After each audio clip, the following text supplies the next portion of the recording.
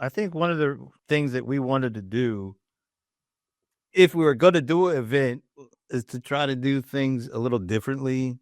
We all attend kind of the traditional industry events, and they run a certain way, and that's fine, and they're really good events for the most part.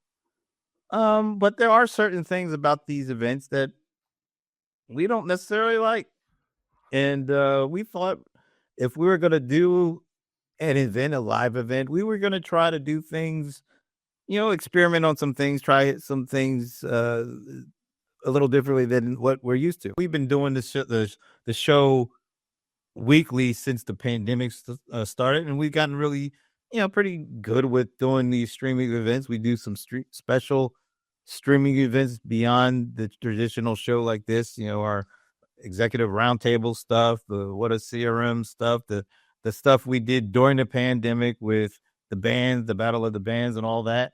We have some ideas, some thoughts on how to do events. We wanted to see how they work. I don't think I've seen any of the traditional vendor events try streaming 4 things at the same time and doing things like a Heather Cam and doing things like like a Playaz cast versus a Manning cast. Or just doing our live studio audience for the shows. Why don't we try it? And luckily for us, and I think it's to the credit of the folks who are helping us out with this, we got some really great support from sponsors. Oh my God! Because we wouldn't be able to do any of this stuff without the help and the support that we got from folks like Zoho and Oracle and Salesforce and Zoom and user testing and Pega.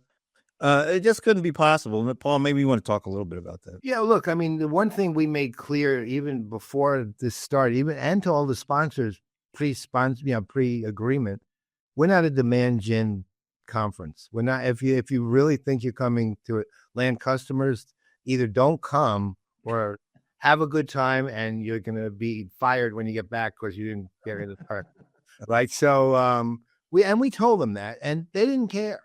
They did not care. They every one of these sponsors and all of these people, they know us. They've been on the show, at times.